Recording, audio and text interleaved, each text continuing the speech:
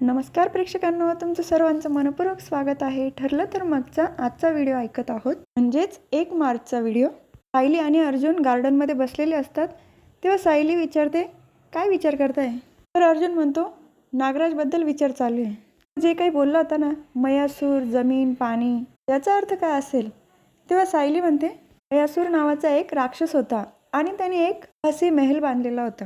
ते भिंत दिसायची, तिथून आरपार निघून जाता यायचं आणि जिथे लख्ख प्रकाश दिसायचा तर तिथे भिंत असायची. ते आपण जमीन समजतोय तिथे पाय ठेवल्यानंतर पाणी असायचं.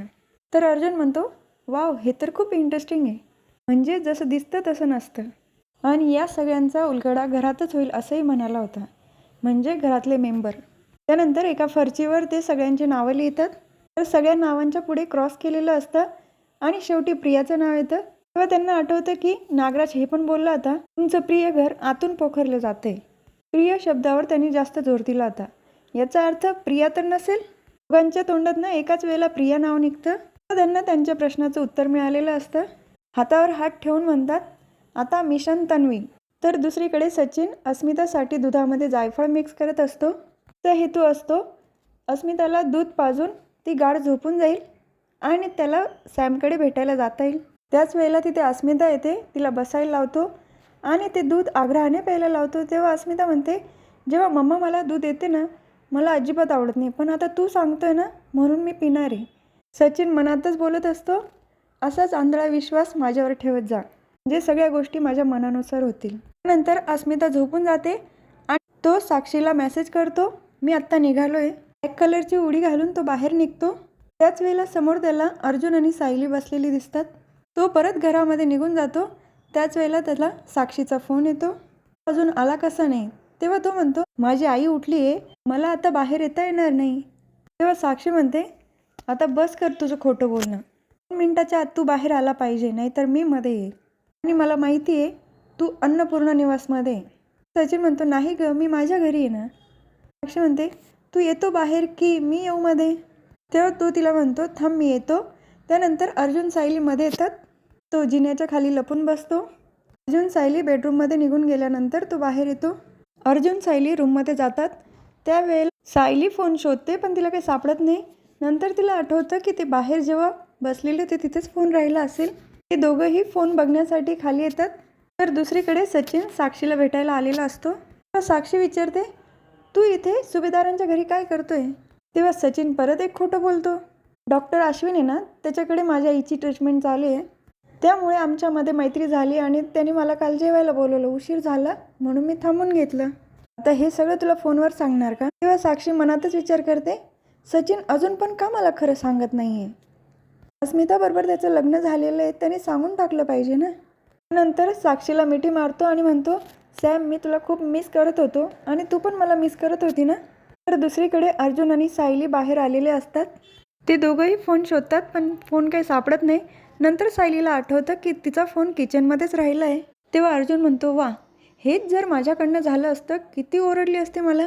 तर सायली म्हणते, तुमच्यामुळेच झालं आहे, तुमच्या नादाला लागली ना म्हणून हे सगळं घडलं आहे. अर्जुन म्हणतो, माझ्या नादाला लागली तू? सायली म्हणते, तुम्हाला रात्र असो दिवस असो असंच काहीतरी सुचतं आहे ना. एक कोडं काही सुटलं आहे, तुम्हाला तर खूप काही सुचायला लागलं आहे ना. चला झोपायला जाऊया. तेवढ्यात अर्जुनचं लक्ष गेटजवळ जातं आणि तो सायलीला म्हणतो, आपण जाताना गेट बंद केला होता ना, मग आता गेट कसं काय उघडा आहे? तर बाहेर साक्षी सचिनला म्हणत असते, मला तुला खूप प्रश्न विचारायचे, पण आता फक्त मी भेटायला बोलवलं होतं, आता ही वेळ नाही आहे बोलायची. मी तुला लोकेशन पाठवते, तिथं भेटायला ये.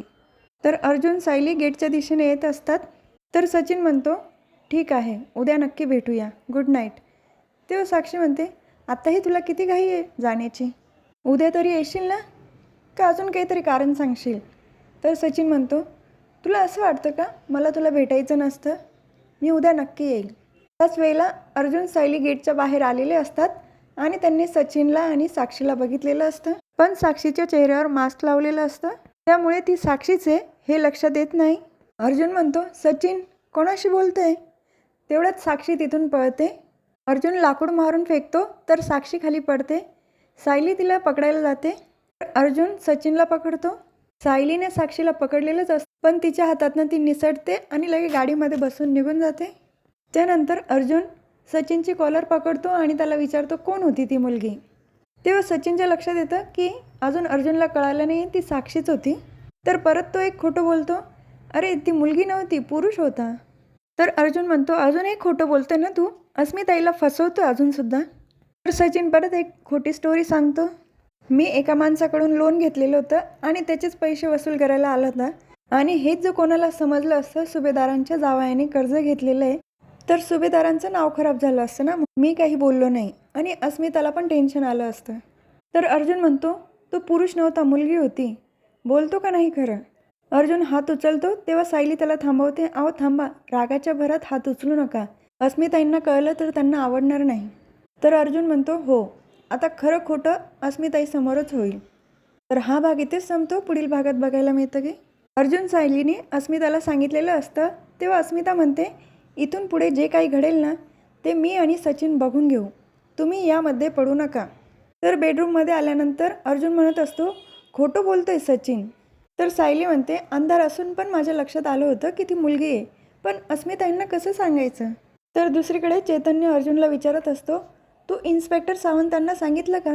तेव्हा अर्जुन म्हणतो, हो मी सावंतांना एक टिप दिली आहे, त्यामुळे ते साक्षीला शोधून काढतीलच आणि ती कधी ना कधी मैपतला भेटायला येईलच. त्याच वेळेला तिथे सायली पण आलेली असते आणि तिने हे वाक्य ऐकलेलं असतं. तर हा भाग इथेच संपतो. उद्या पुन्हा भेटूया ठरलं तर मगच्या पुढच्या व्हिडिओमध्ये. मला माझा आजचा व्हिडिओ आवडला असेल तर माझ्या व्हिडिओला लाईक करा, शेअर करा, सबस्क्राईब करा, बेल आयकॉन दाबायला विसरू नका. Tata bye and take care.